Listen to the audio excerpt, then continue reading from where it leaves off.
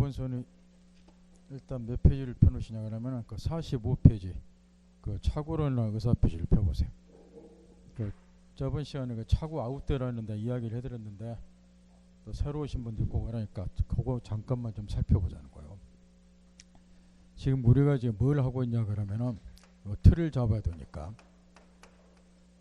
이 의사표시와 관련해서 효력요건이 두 가지겠다라는 거죠. 그래서 일단 의사표시가 일치해야 되고 그 다음에 이제 하자 있는 의사표시가 아니어야 되고 그럼 이걸 이제 효력요건을 갖추지 못한 경우가 의사표시가 이제 비정상적이고 고장이 생긴 경우니까 그게 이제 실제 문제가 되고 따라서 이제 의사표시가 이제 효력요건을 갖추지 못한 경우는 거꾸로 이제 뒤집으면 의사표시가 일치하지 아니하거나 하자 있는 의사표시면 효력요건을 갖추지 못한 경우고 해서 지금 우리가 이제 검토를 하고 있는 것이 여기 첫 번째 의사표시가 일치하지 않는 경우 요게 이제 우리 민법에 보면 다음 세 가지가 규정이 되어 있고 항상 이렇게 도출하는 훈련하라고 그랬죠. 먼저 107조에 진의하는 의사표시에 관해서 그 다음에 이제 108조의 허위표시에 관해서 그 다음에 이제 109조의 착오에 관해서 규정을 해놨는데 여기 저 진의하는 의사표시, 허위표시, 착오에 관한 의사표시 이 세 가지가 하늘에서 붕 떨어진 게 아니고 의사표시와 관련된 효력요건을 갖추지 못한 경우다. 따라서 이제 여러분 주식기준 것처럼 진의하는 의사표시, 허위표시, 착오가 성립되려면 항상 전제 조건 의사표시가 일치하지 아니할 것 요게 전제가 되어야 되고 효력요건 갖추지 못한 경우에 이 못한 경우로서 이 세 가지를 규정해 놨으니까 따라서 이제 거꾸로 의사표시가 일치해버리면 진의하는 의사표시, 허위표시, 착오는 예시당초 성립될 여지가 없다는 거죠. 그 중에서 이제 이미 우리가 앞에 살펴봤다시피 진의하는 의사표시하고 허위표시는 의사표시가 일치하지 않는다는 것을 표의자가 알고 있는 경우가 있다는 거죠. 여러분이 하기다시피 그러나 이제 이 착오는 위에 두 개하고 반대로 착오한 의사표시는 의사표시 불일치를 표의자가 모르고 있는 경우라는 점에서 위에 거하고 구별이 되고 특히 이제 진의하는 의사표시, 허위표시는 의사표시 불일치를 표의자가 알고 있다 여기까지 똑같은데 딱 한 끗 차이다 여러분 이야기를 했어요. 여기 허위표시는 개념에서도 여러분 이야기했다시피 상대방과 통모하여 생한 진의한 의사표를 말하니까 상대방과 통모를 한다는 점에서 위에 진의한 의사표시하고 결정적인 차이가 있고 따라서 이 차이를 나타내기 위해서 허위표시를 흔히 통정 허위표시 이에 비해서 진의한 의사표시는 상대방과 통모를 안 하죠. 그래서 이건 이제 상대방과 통모를 안 한다 그래서 단독 허위표시 이렇게도 구별하더라는 거죠. 요걸 딱 점검을 하고 그 다음에 착오는 의사표시 불일치를 표의자가 모르고 있는 경우니까 눈으로 이제 한번 확인을 해보자 말이에요. 눈으로 먼저 가장 전형적인 또 쉬운 착오 사례가 이런 것도 있다는 거죠. 갑이 이제 자기 토지를 예컨대 1억 원에 팔겠다고 내심으로 의사를 가졌다. 요거는 내심에 들어있으니까 눈에 안 보이겠죠. 이렇게.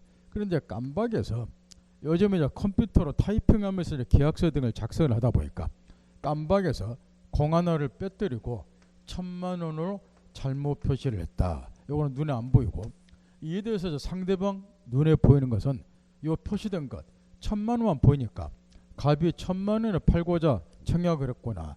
조건이 맞다. 1,000만 원을 사겠다. 승낙을 했고 따라서 청약 승낙 합치가 됐으니까 두 사람 사이에서 토지에 대한 매매 계약은 일단 성립은 되죠. 대신 나중에 이제 갑이 정신 차리고 보니까 공 하나 빠뜨렸구나. 착오에 의해서 의사피했구나. 착각했구나. 팔기 싫다. 그러면 이제 착오로 취소한다. 스토리가 이렇게 돌아갈 거란 말이야. 따라서 이제 이 의사와 표시가 일치하지 않고 있고 이 불일치를 표의자가 모르고 있다는 거죠. 이 표시를 할 당시에는 실제 의사와 달리 표시한다는 것을 모르고 있다. 이 점에 있어서 위에 두 개하고 다르다. 이걸 항상 염두에 두고 그 다음에 이제 우리 민법은 자 거기 책에 보면은 45페이지 백호조가 조문이 2개 나와 있죠. 백호조 동그라미 1번에 쓴 게 1항이라고 그랬죠. 착오한 의사표시는 원칙 취소할 수 있다. 그러나 착오가 포유자와 중단것을 일단 취소하지 못한다. 2항에 보면은 취소는 선의 3자가 돼야지 못한다. 이렇게 돼 있어요. 이건 이제 뭘 의미하냐 그러면은 이 착오한 의사표시는 원칙이 유효다. 이걸 의미를 한다가 말이야. 취소 사유에 해당이 될까? 원칙은 유효인데 왜 유효로 보느냐? 이자가 지금 착각이 일으킨 것은 자기가 잘못한 거요. 요 상대방이 아무 잘못한 거 없다 그 말이야. 따라서 자기가 착오 일으켜놓고 이 불이익을 상대방에 전가시키면 안 되니까 일단은 요거는 유효로 본다. 1,000만 원을 팔아라. 요런 이야기요. 원칙은 유효니까 자기가 잘못했잖아요. 그 불이익을 얘한테 전가시키면 안 된다는 거야. 그래서 이제 착오한 의사표시는 원칙은 유효이고 그럼에도 불구하고 이제 이게 너무 얘한테 가혹하다. 이런 경우에는 예외적으로 착오를 이유로 취소를 하라고 말 거야. 그런데 여기서도 뭘 한 가지 항상 주의를 해야 되냐면 이게 취소를 해버리면 이 계약은 처음부터 무효로 돌아가겠죠. 그러면 상대방은 방금 이야기한 것처럼 아무 잘못이 없는데 얘가 무담시 착오해서 의사표를 하다 보니까 얘가 지금 취소를 한다는 거죠. 그냥 무효로 돌아가요. 그러면 상대방은 아무 잘못도 없이 엄청난 불이익을 입게 된다 그 말이야. 왜냐? 이 상대방 입장에서는 이게 이제 1,000만 원으로 쭉 나오니까 내가 생각해도 요게 좀 싸게 나왔다 그 말 이렇게. 근데 이 사람이 착오해서 의사표했다는 것을 이 사람은 알지를 못할 거라고 말이야. 싸게 나왔으니까 그래 이런 거는 사놓고 보면 돈 된다. 해서 승낙을 했고 해서 매매대금을 준비하기 위해서 은행으로부터 대출 등을 받아서 매매대금을 준비를 해놨다. 대출 등을 받아서 그러면 대출 융자금에 대한 이자 같은 것 물어야 되지 않냐 말이야.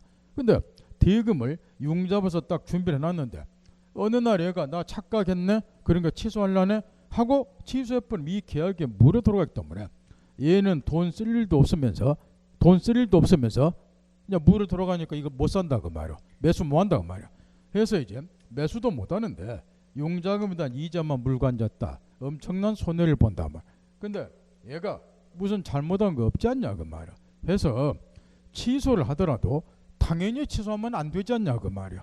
따라서 우리 민법에서는 이 상대방을 보여주기 위해서 포유자가 취소는 하되 당연히 취소는 안 되니까 이런 제동을 좀 걸고 있다 그 말이야. 무조건 취소하면 안 되고 첫째 취소를 하긴 하되 하려면은 기본적으로 다음 2가지 요건을 갖추라 이야기죠. 첫째로는 법률행위 내용의 중요 부분에 착오가 있어야 된다 그 말이야. 경미한 착오 같은 거는 취소해서는 안 된다 그 말이야. 그러면 이것만 중요 부분에 착오가 있으면 무조건 취소하면 되냐? 또 한 번 제동을 건단 말이야. 중요 부분에 착오 해당이 되고 착오 일으킨 데 대해서 포유자에게 중대한 과실이 없어야 된다 그 말이야. 주임을 현저히 게을리했다. 중대한 잘못이 있다. 이런 경우는 상대방 보호 차원에서 취소해서는 안 됩니다. 이런 이야기요. 그래서 이제 착오류로 취소는 하되 취소하려면 당연히 취소하는 것이 아니고 제동을 좀 걸자. 이게 이제 착오 기본적인 틀이니까 이걸 염두에 두고 이렇게 판이 굴러가니까 그런 다음에 이제 세부적으로 시험 등과 관련해서 또 기초 입문 과정에서 반드시 알아둬야 할 것이 이런 건데 먼저 교재에 보면 착오 유형이 나와 있어요. 동그라미 1번부터 이제 펄상의 착오, 내용의 착오, 법률의 착오, 뒷페이지 동기 착오 이렇게 이것도 저번에 이야기한 것처럼 무대뽀로 그렇게 외우면 안 되고 항상 이제 우리는 중개사 민법은 법률행위로 시작해서 법률행위로 끝나고 법률행위 핵심 요소는 의사표시니까 이 의사표시를 중심으로 해서 논리 전개를 하라고 말이야. 그러면 이 의사표시가 이제 성립이 되려면은 다음 같은 일련의 과정을 거쳐야 된단 말이야. 먼저 이 사람이 청약이라고 하는 의사표시를 하고자 한다 그 말이야. 1억 원에 팔겠다는 청약을 하고자 한다 그 말이야. 그러면 제1단계 왜 팔고자 하는가? 연유, 동기가 있을 거라고 말이야. 그런 다음에 이 동기가 원이 돼서 연유가 돼서 1억 원에 팔겠다는 내용의 의사를 내심에 형성을 할 거라고 말이야. 그러나 여러분이 알다시피 아무리 1억 원에 팔겠다는 내용 의사를 내심에 가지고 있다 하더라도 이걸 상대방이 알 수 있도록 3단계 표시해 주지 않으면 얘가 알 수가 없는 거야. 이 사람은 미력을 팔겠다는 의사를 가지고 있는 건지 없는 건지 알 수가 없기 때문에 마지막 표시 행위를 해줄 것, 그러면은 청약이라고 하는 하나의 의사표시가 성립이 돼요. 이때 이제 이런 일련의 의사표시 성립 과정에 있어서 의사표시의 형성부터 이 표시까지 일련의 단계에서 어떤 과정에서 착오가 발생되느냐에 따라서 3단계로 착오를 구별하는데, 제1단계 동기 착오, 제2단계 내용 부분의 착오, 이렇게 한 거를 글자 그대로 내용의 착오. 마지막 극히 드물지만 표시행위를 잘못 거친 경우도 있어요. 아까 예를 들어준 것처럼 1억 원에 팔겠다는 내용 의사를 걷는데 표시는 깜빡해서 1,000원을 했다, 이런 경우 극히 드물지만 이 표시행위를 잘못 거친 경우도 있을 수 있으니까 마지막 이런 거를 표시 상의 착오 그래요. 이 동기 착오, 내용의 착오, 표시상의 착오, 이거를 흔히 착오의 기본적인 유형 이렇게 이야기를 한단 말이에요.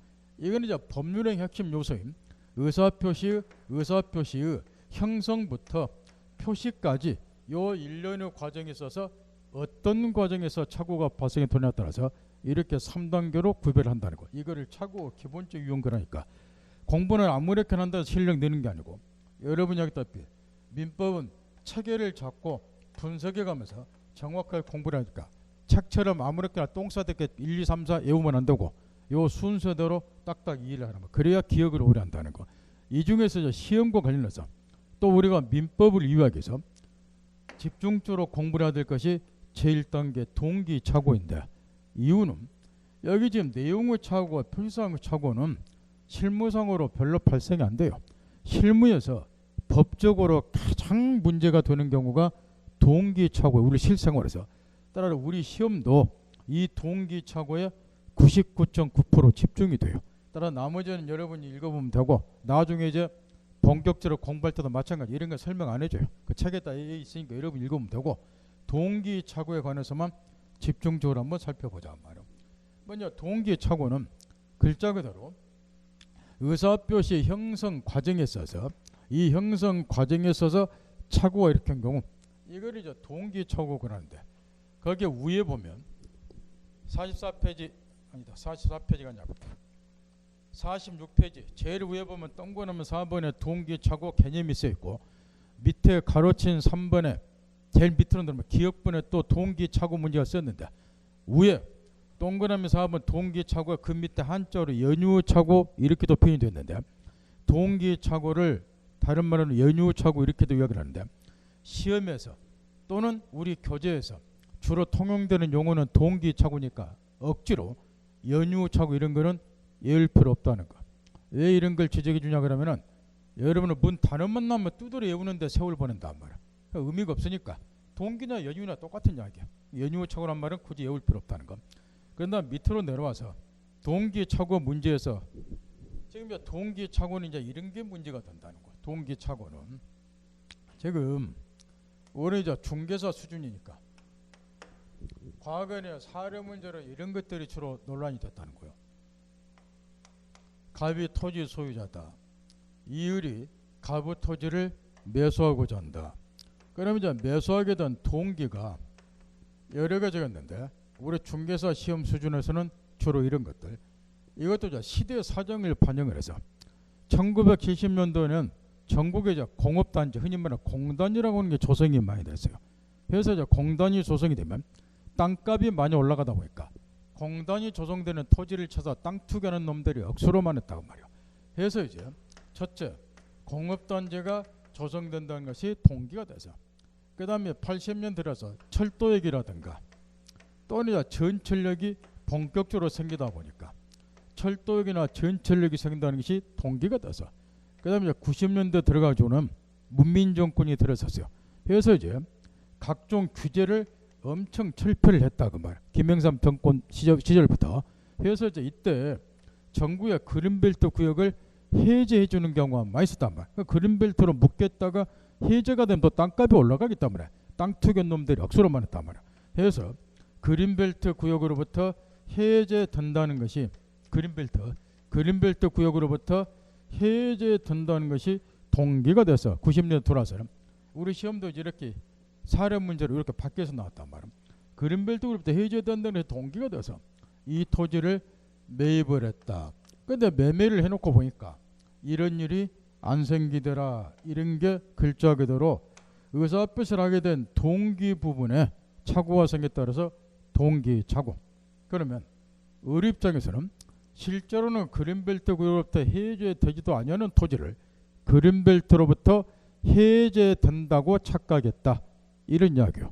그러면 이 사람은 이제 집가 상승을 노리고 땅을 매수했을 건데 이런 일이 안 생기면 땅값 올라갈 일 없다.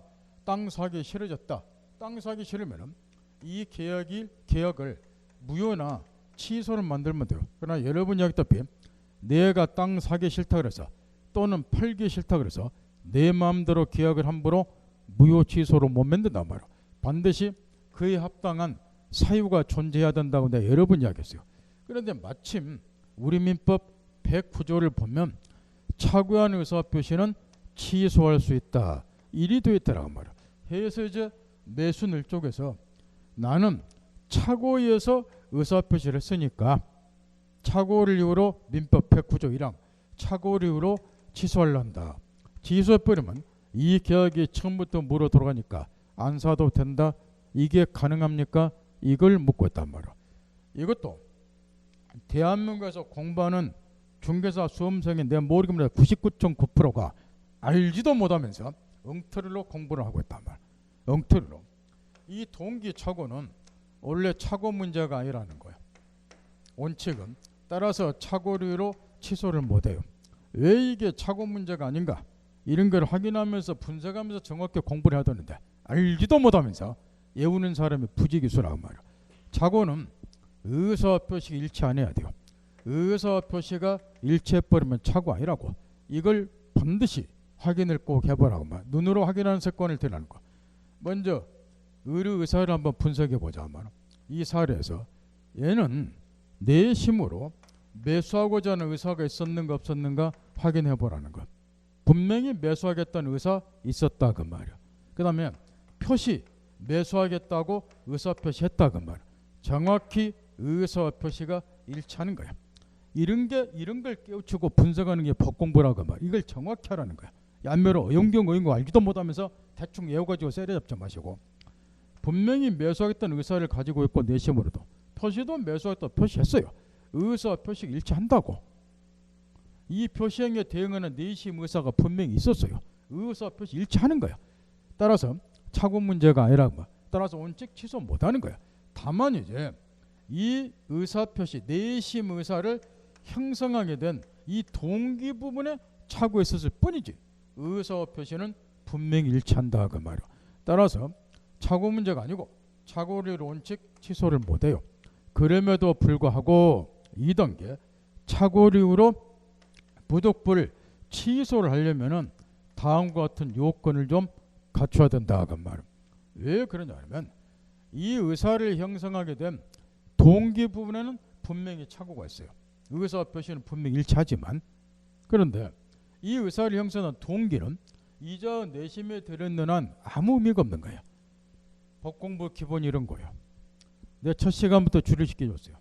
우리가 소시적 사회 시간에 배운 법과 도덕의 차이를 이해를 하면 민법 공부 수월하다고. 내가 여러 번 이야기했다고. 법은 도덕이나 종교와 달리 강제력이 수반이 된다. 이거는 그 반대다. 이게 실체법인 민법에서는 권리임으로 나타난다. 이걸 이 관계를 이해하라. 법과 도덕의 차이가 그대로 우리 민법에도 영향을 미친다. 이런 걸 이해하면서 공부하라고 했어요. 그 다음에 법과 도덕의 차이점 중 하나가 또 뭐냐 그러면은 이런 거예요. 그러니까 법과 도덕의 차이를 잘 생각하면서 공부를 하라고 말. 그게 민법에도 그대로 영향을 미치는 거니까. 법이라고 하는 것은 도덕, 종교와 달리 오늘 이제 이런 걸 여러분 내가 가르쳐 주겠지만 법이라고 하는 사회 규범은 지금 우리가 배우고 있는 민법도 법이라고 하는 사회 규범이죠. 이거는 원칙적으로 인간의 행위만을 규율하는 데 대해서 도덕이나 종교는 인간의 행위만을 규율하는 것이 아니라 그 행위를 유발시킨 인간의 내심까지 규율하는 사회 규범이다. 요게 법과 도덕 종교하고 법의 차이라고 말이야. 법은 인간의 행위를 규율하는 사회규범인데 도덕, 종교는 인간의 내심까지 규율한다는 점 차이가 있다. 이게 법과 도덕의 두 번째 차이점이에요. 이거 이해 안 들어도 알아듣겠나요? 이게 법공부 기초라고. 이 말 못 알아들어요? 그러면 이런 이야기라고. 가장 쉬운 형법 가지고 생각을 해보라. 형법 가지고. 강간죄 알죠? 강간죄를 범하면 폭행 협박으로 부녀자를 간음하게 되면 징역 3년 이상에 처한데 이게 강간죄예요. 가변한 보시면가 어린한 처녀를 지나가니까 이쁘다. 내심으로 강간하겠다고 생각만 했어요. 행동으로 나타나지는 않았다. 내심으로 강간하겠다고 생각만 했다 그 말이야. 의사를 위협에 표시 안 했죠. 이 상태에서 형법 강간죄에 관한 규정이 만약에 적용이 되면 생각하는 것만 가지고도 강간죄가 성립이 돼. 징역 3년에 처해 교도소 간다고. 이러면 돼요 안 돼요? 안 되죠. 생활 상식이죠. 이런 거 좀 생각하면서 공부하시라고. 근데 도덕이나 종교는 어째요? 교회 다니죠. 십계명 알죠? 십계명에 간음하지 말라 있죠. 좀 생각하면서 사시라고. 이제는 법 공부하니까. 간음하지 말라 십계명 하나인데 살인하지 말라 절도하지 말라 웬만한 거는 다 지키는데 여러분이 제일 지키기 힘든 게 간음하지 말라요. 왜 그러겠어요? 행동으로 간음하지 않는 것은 누구나 지켜. 여기서 있는 저도 마찬가지고. 근데 종교 세계에서는 마음속으로 간음한 놈도 실제 간음한 놈이나 똑같니라 이리 한다고. 이 내심까지 규율을 해. 깨끗한 생각을 하시라고. 깨끗한 마음을 갖고 살으라고.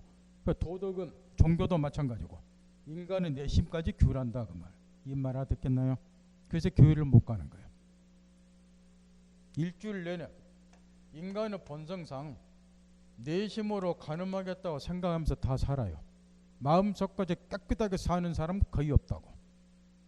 이러니까 사람이야. 근데 교회 가면 어째요? 마음속으로 간음한 것도 간음한 놈과 똑같니라 이렇게 십계명에서 비난을 하니까 종교성에 비난을 하기 때문에 불벼락 낼 것 같아서 교회 못 간다고. 저는 그래요. 그래서 실제 교회 안 가요. 그러니까 대부분의 사람은 어째요? 그래도 가시라고. 하느님은 용서하시는 분야가 늘 교회에서 이야기를 해요. 제가 고등학교를 신부님 운영하는 학교를 다녔기 때문에 그 종교를 좀 알아요. 차이점 알았나요? 그럼 민법도 법이라는 사회 규범이라고. 따라서 인간의 행위만을 원칙적으로 규율해요. 내심은 법의 근대성 아니라고.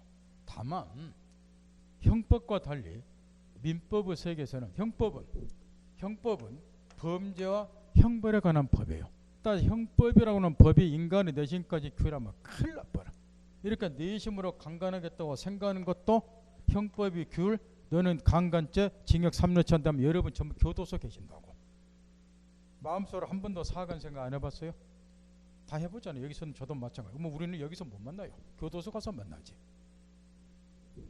따라서 형법이라는 법은 인간의 내심을 규율해서는 안 되는 거야. 따라서 여러분이 한 번쯤 들어봤겠지만 마음속으로 생각하는 것만 가지고는 범죄가 성립하지 않는다. 어디서 들어봤죠? 이렇게 하는 거라고. 근데 민법은 범죄 형벌에 관한 법이 아니고 권리 의무에 관한 법이에요.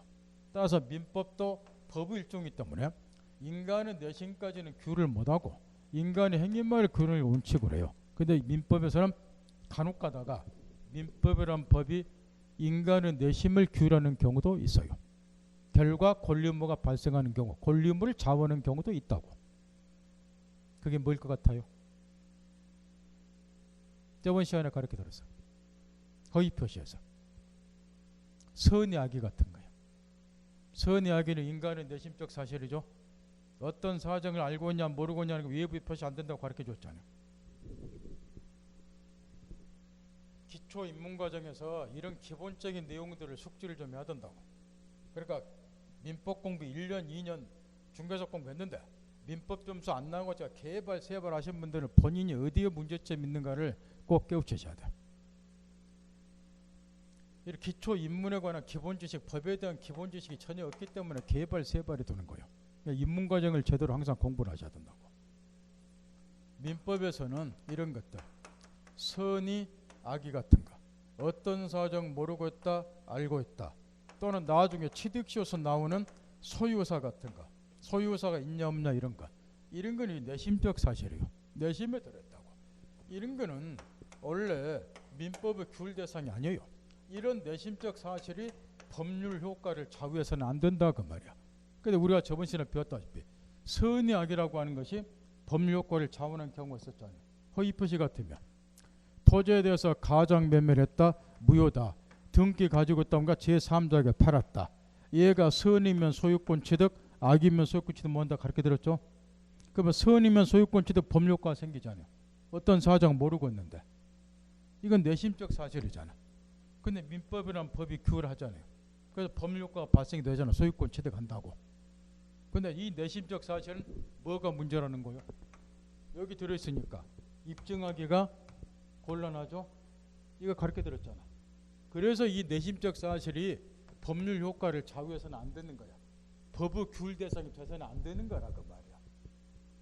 근데 민법에서는 극히 외적으로 이런 내심적 사실이 다른 법률 사실과 결합해서 법률 효과를 좌우하는 경우가 있다면, 권리 의무를 좌우하는 경우가 있다는 거야. 그게 선의 제3자 보기정 이런 거라고.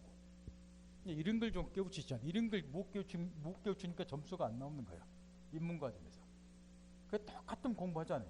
앞머리 따고 뒷머리 따고 알지도 못하면서 외우는 식의 공부를. 이것까지 안 되면은 법과 도덕 차이라도 염두에 두고 공부를 해보라고 말이야. 그러면 다시 여기 동기로 돌아와서, 여기 동기는 이자 어디에 들어있어요? 여기 들어있잖아요. 그러나 이게 무슨 법률 효과를 좌우한다든가 그런 역할을 못 한다고 말이야. 여기 들어있기 때문에. 따라서 2단계 동기처로 취소하려면 1. 동기가 뭐가 돼야 돼요? 네? 표시가 돼야 된다. 이렇게. 이게 상식적인 이야기잖아요. 이게. 동기가 이자와 내심에 드는 상태에서 이자와 동기를 얘가 알 수가 없잖아요. 이게 법의 규율 대상이 돼서는 안 되는 거야. 이게. 여기 둘은 묻지 않냐고 말이야.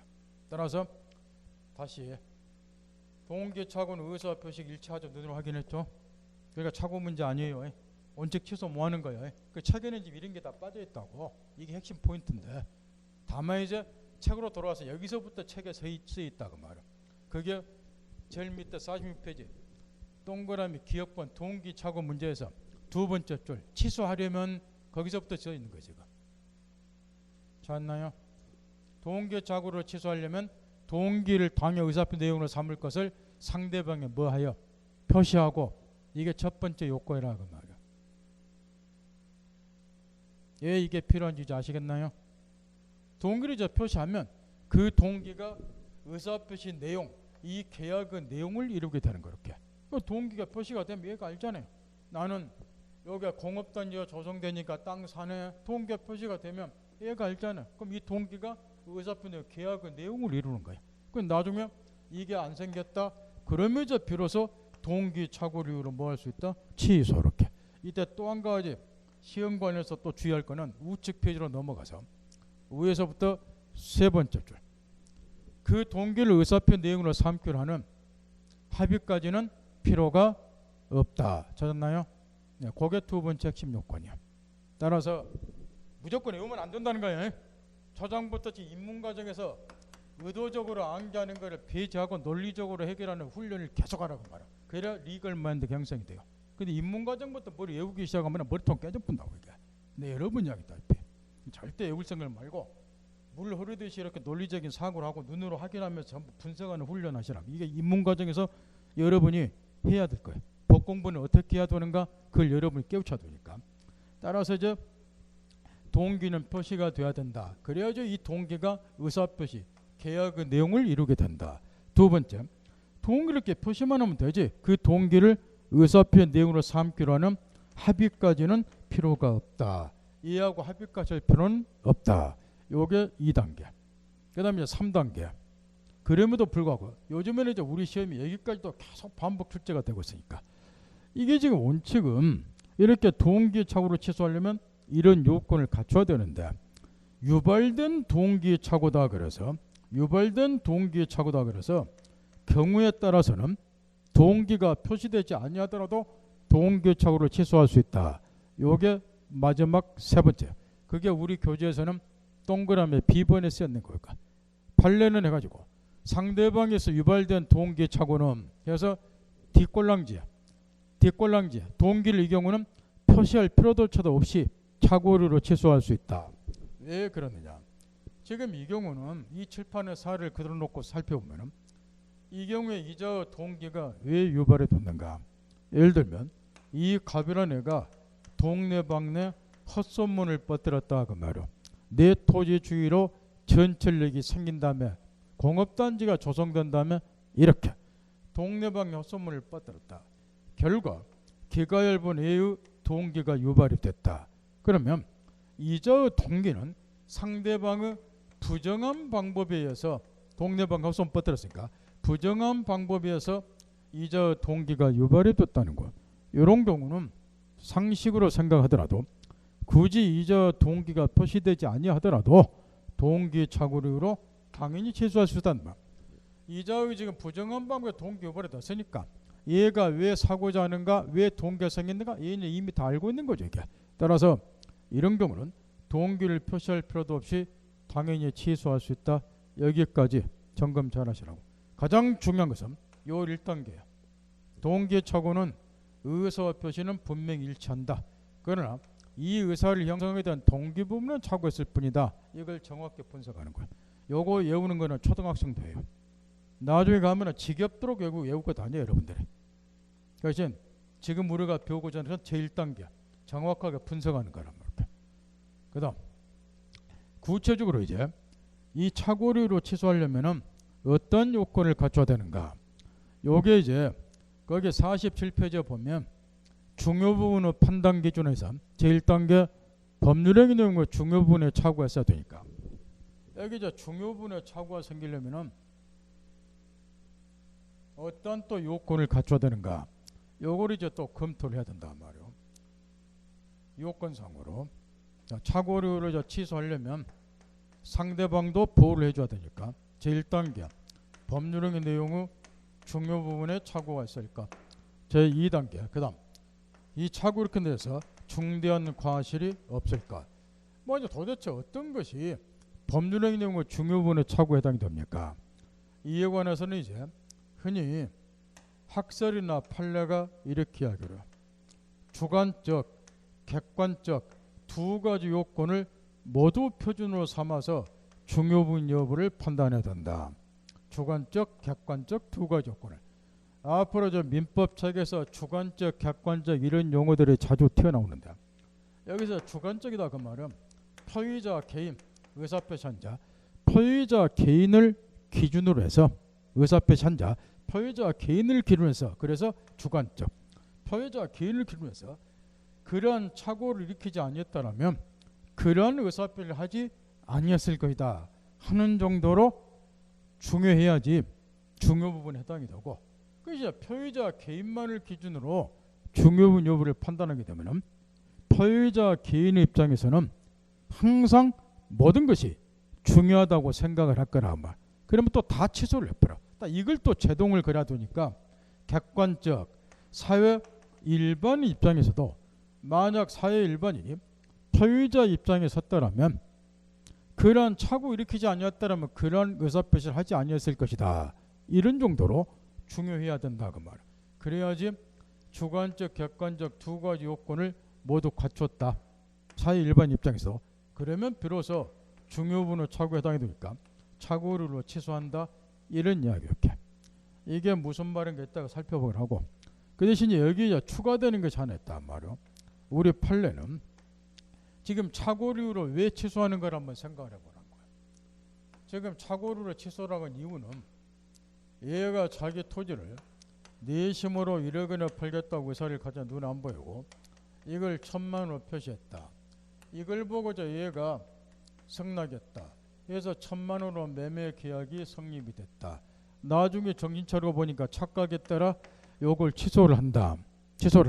그러면 왜 취소를 하느냐. 1,000만원을 팔게 되면 얘가 경제적으로 불이익을 입는다는 거. 그 경제적 불이익을 면하도록 하기 위해서 착오로 취소하라. 요런 취지예요. 따라서 이 제도 취지도 중요분 여부를 판단할 때 고려를 하라고 말이야. 따라 우리 판례는 비록 포위자가 착오에서 의사표했다 하더라도 그게 그 착오를 내서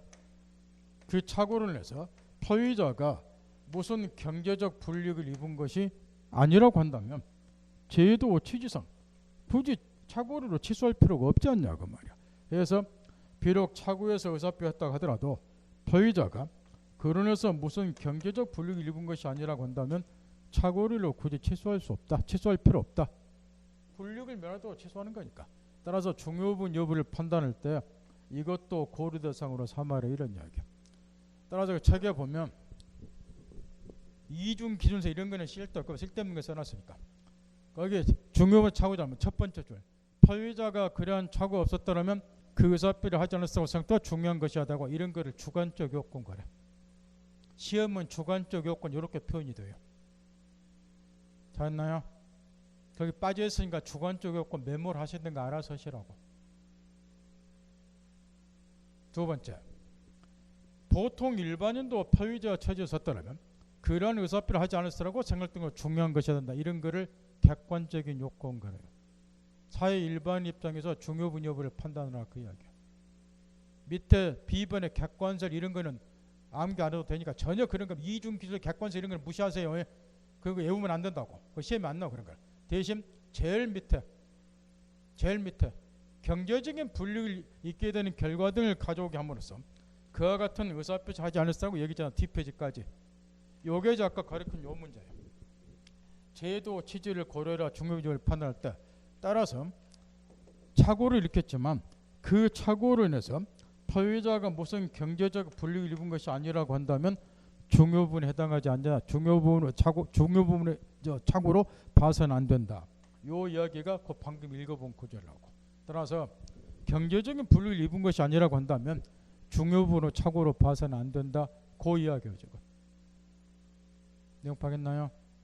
책은 지금 두리뭉실 써졌는데 보통 일반인이 포위자 입장에 섰더라면 경제적 불이익이 있게 되는 결과 등을 가져오게 됨으로써 그와 같은 의사표를 하지 않았다고 여겨져야 된다. 이렇게 써놨죠 책에는. 여러분 못 알아들으니까 이렇게 무슨 경제적인 불이익을 입은 것이 아니라고 한다면 포위자가 중요분의 착오로 볼 필요가 없다. 이 얘기라고. 그다음 이제 구체적으로 이렇게 이제 주관적, 객관적 두 가지 요건을 필요로 삼아서 중요분을 판단하라. 그다음에 제조, 취지도 참작을 해서 이것도 고려대상 삼아라. 이런 이야기인데 이제 세부적인 내용으로 들어갔을 때 그러면 구체적으로 우리 실생활과 관련해서 어떤 것들이 법률적인 내용의 중요분의 착오에 해당이 되고 그 반대 해당이 되는가 이런 것들이 여러 가지가 있어요. 우리 시험도 이제 나중에 본격적으로 지금은 이제 민법 공부하는 게 아니고 기초 닦고 있는데 본격적으로 민법 공부를 하게 되면은 그 유형들을 좀 여러분이 중요 사항들을 공부를 좀 해야 돼요. 근데 그거는 이제 나중에 이러고 그 중에서도 가장 중요하고 기본이 되는 한 가지를 가지고 요 말을 이해만 하고 넘어가면 되니까 연습을 한번 해보자 말. 이게 무슨 말인가를 먼저 거기 보면은 예가 하나 들어졌어요. 첫 번째 예가 중요 부분을 착오해가지고 동그라미 A번에 토지 전부를 경정할 수 농지를 알고 매수하으나 청정결과 절반의 면적 하천 부진 경우 중요 부분을 착오에 해당한다. 동그라미 A번에 쓰였죠. 잤나요? 그렇게 시험에 내는 게 아니고 이걸 압축시켜서 낸다고. 따라서 방금 읽어본 거를 우리 시험에서는 이런 식으로 내는데 토지의 현황 요거는 이제 토지의 현황에 관한 착오 방금 읽어본 거를 현황이나 경계에 관한 착오는 우리 판례 없는 중요분의 착오다. 이렇게 물어보든가 또는 이거를 이제 이렇게 바꿔서도 우리 시험 물어보는데 법률행위 객체의 나중에 이제 이런 거를 본격적으로 배우게 되니까 오늘은 맛보기로 연습만 하는 과정이니까 가벼운 마음으로 들어도 상관없다. 굳이 외울 필요는 없다는 거. 지금부터 법률행위 객체의 성질에 관한 착오 이렇게도 이제 시험에 출제된다. 다 같은 의미예요. 중요분의 착오라고. 내용은 이런 거라고 말이요.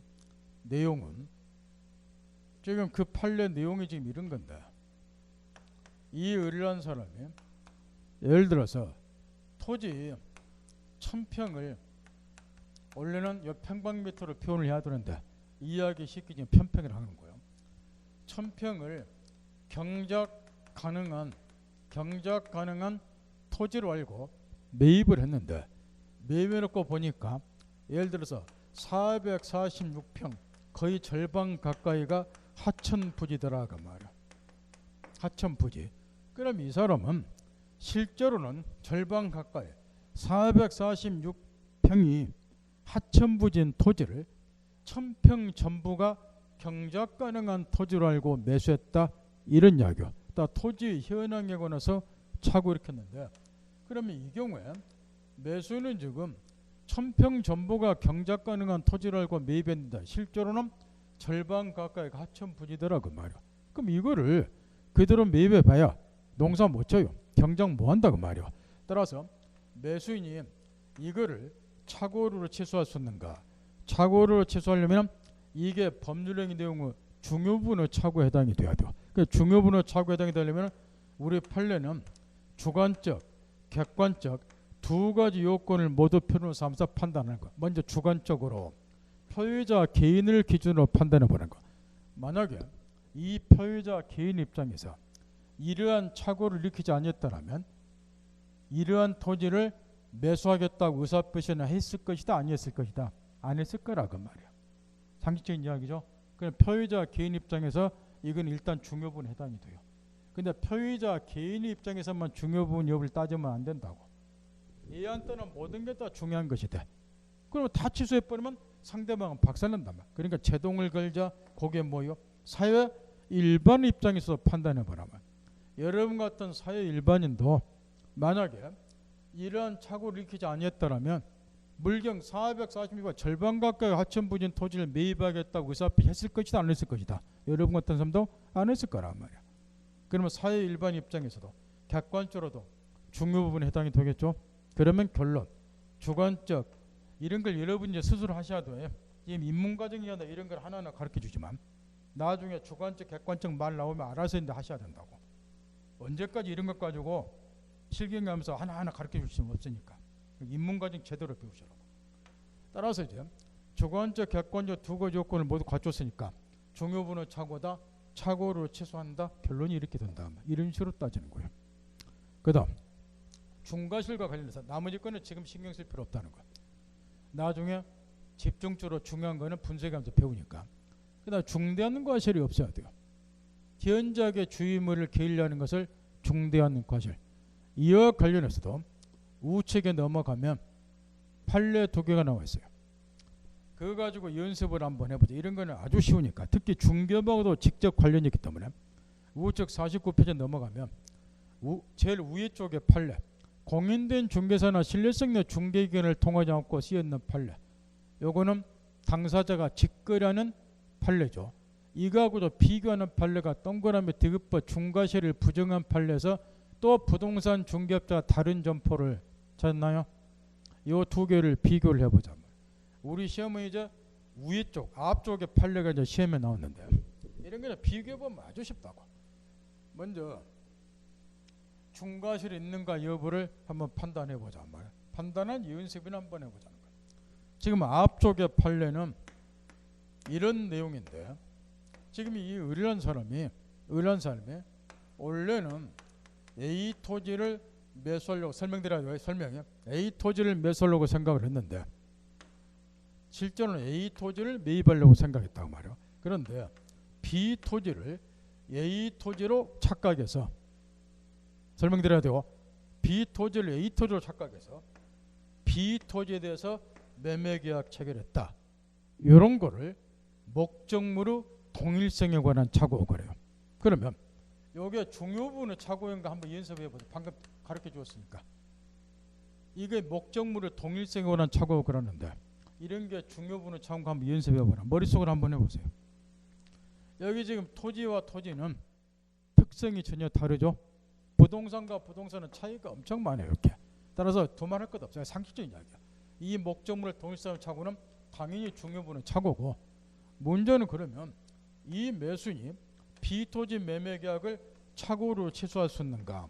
중요부는 착오에 해당이 되지만 이 착오를 켜는 데서 얘한테 중대한 과실이 있냐 없냐 이걸 이제 2단계로 검토를 해야 된다는 거. 그런데 첫 번째 판례는 이제 여기에 이제 수식구가 붙어 있어요. 이 사람이 매도인하고 중개업자를 끼지 않고 직거래를 했다가 말 직접 매매를 한 거야. 그런데 이 사람이 이제 왜 이렇게 착오를 일으켰느냐? A 토지를 매수하려고 생각했는데 B 토지 A 토지를 잡고서 B 토지 매매를 했느냐? 거기 판례 나왔다시피 자기가 직접 직거래를 할 때는 토지 대장 등을 통해서 정말로 B 토지가 내가 매수한 토지인가 이거를 본인이 스스로 확인을 해야 돼요. 직거래를 하기 때문에. 그런데 이 사람은 대장 등을 통해서 이 토지가 내가 직접 매수한 토지인가 여부를 확인을 안 해봤다 그 말이야. 그러면 이 착오를 켜는 데에서 이 매수인에게 중대한 과실이 있다, 잘못이 있다는 것. 그러니 착오류로 취소할 수 없다. 이게 앞쪽의 판례, 이게 직거래한 경우. 그런데 두 번째 판례는 이거하고 비스무리 하는데 점포에 관한 판례인데 내용은 똑같아요. 이 의뢰한 사람이 또 A 점포를 매수하려고 생각을 했는데 B 점포를 A 점포로 착각해서 B 점포 매매를 했다. 이런 사건이니까 똑같아 이렇게. 중요분은 착오겠죠. A 점포, B 점포 차이가 크기 때문에 당연한 중요분은 착오인데. 그럼 이 경우에 이제 B 점포 매매를 착오로 취소할 수 있는가? 취소 못하면 이걸 매입해야 돼요. 취소할 수 있으면 요거 취소하고 원래 매수하기 전에 A 점포 매매를 다시 하면 될 것이고. 그런데 이 경우는 이제 중개업자가 중개를 한 거라고 말이야. 중개업자가 확인 설명을 잘못했어요. 그러면 분명히 중개업자에게는 확인 설명을 잘못한 데서 중대한 과실이 있어요. 그런데 여기 매수인에게도 그러면 이 중개업자가 확인 설명 잘못한 중대한 과실은 분명히 있는데 이 중개업자의 중과실을 매수인의 중과실로 의지할 수 있는가 간주할 수 있는가 이걸 묻고 있는데 상식으로 판단하면 돼요. 우리가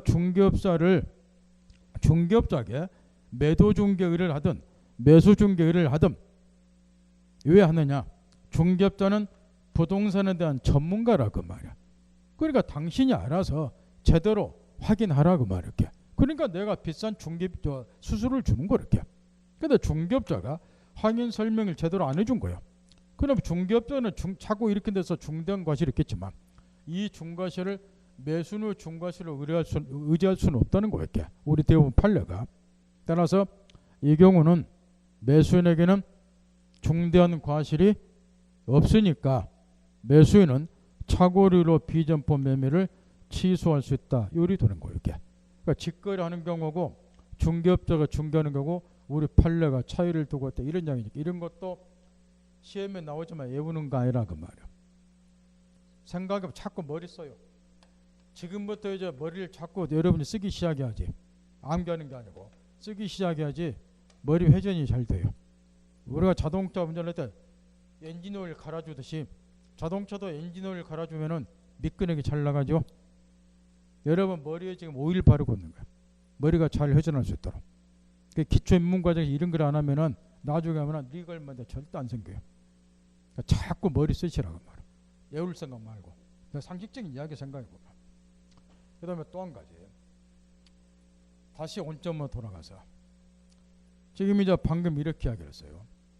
가장 간단한 사례로 이 갑이 자기 토지를 내심으로 1억 원에 팔겠다고 의사를 가졌고 눈에 안 보이고 가장 쉬운 착오 사례죠. 표시사항을 차고 1,000만 원 표시했고 이걸 보고 1,000만 원 사겠다고 상당해서 매매 계약이 성립이 됐다.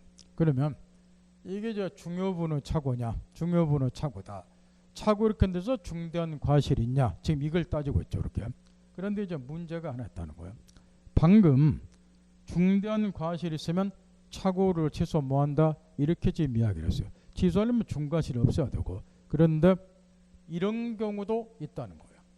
어떤 경우가 있느냐 그러면은 지금 이런 요건을 이제 갖춰야지 취소하는 것은 이 상대방을 보여주기 위해서 제동을 걸고 있는 거 이렇게. 그런데 얘가 착오에 의해서 의사표했다는 것을 상대방이 알았다 그 말이에요.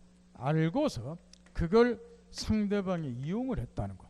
대부분의 경우는 얘가 실제와 달리 표시했다는 것을 상대방이 알 수가 없죠. 근데 어떤 사정에서 이게 착오에서 의사표했다는 것을 상대방이 알고서 이걸 이용을 했다는 것. 그럼 이런 경우까지 상대방을 보여줄 필요가 있는가?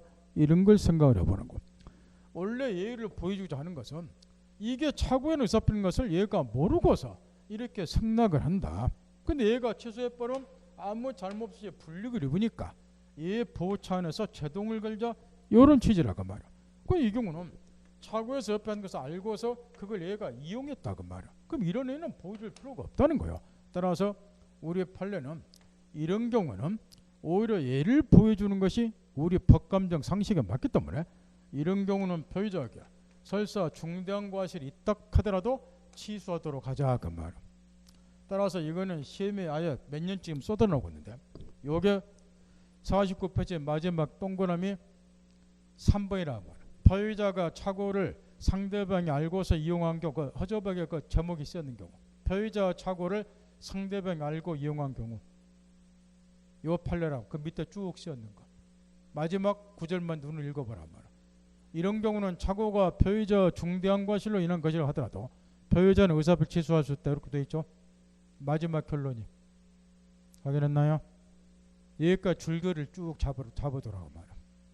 그래야지 착오 어느 게 이해가 돼요. 그 다음 뒤에 넘겨보세요. 연습 한 번만 해본단 말이야.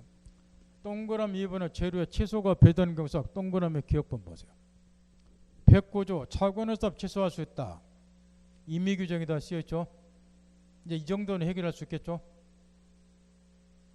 임의규정이 쓰여있잖아요. 그럼 머릿속에 그림 그려야죠. 임의규정이니까 어쩐다는 거예요. 과거에서 의사표시했다 하더라도 취소하지 않기로 한다. 이런 특약 매지만 이 특약은 무효가 아니라 유효다 그 이야기죠. 그러면 착오에 한 의사표시를 취소할 수 없다. 이렇게 되겠죠. 그 정도는 이제 알아듣겠죠. 두 번째 주에 임의규정 갖고 노라고 연습 많이 했잖아요. 임의규정이 무슨 의미라고. 따라서 이 정도는 이제 해결할 수 있을 것이고. 그 다음 이 경우도 이제 선의 제3자 보규정이 있으니까 저번 시간에 가르쳐준 것처럼 얘한테 토지에서 등기 넘어갔다. 얘가 제3자에게 또 양도해서 등기 넘어갔다. 이때 얘가 이제 착오료로 취소하더라도 착오료를 원래 취소하면 넘어갔던 소유권 찾아와야죠. 취소하더라도 취소한 것을 가지고 선의 제3자에게는 똑같이 대항을 못하니까 얘가 선인 경우는 그대로 소유권 취득, 얘는 소유권 잃어버린다. 선의 제3자 보규정이 있다. 저번 주에 집중적으로 요걸 1시간 가르쳐 줬으니까 다시 내용은 똑같다. 점검 딱 하고 입증 책임도 마찬가지고 이것도 기초 입문과정에서 훈련을 많이 하셔야 돼. 여러 번 이야기했어요. 민사소송은 변론주의 원칙이기 때문에 당사자 주장이나 입증을 토대로 재판한다. 따라서 민법 공부할 때는 요 입증 책임이 누구에게 있는가 이런 걸 특히 신경을 쓰셔야 된다고. 입증 책임이 누구에게 있는가 여부에 따라서 소송의 승패가 좌우가 돼요. 그래서 이런 거를 시험에서 억수로 물어본다. 특히 착오 경우다 자주 물어보는데 먼저 이걸 먼저 생각하는 거.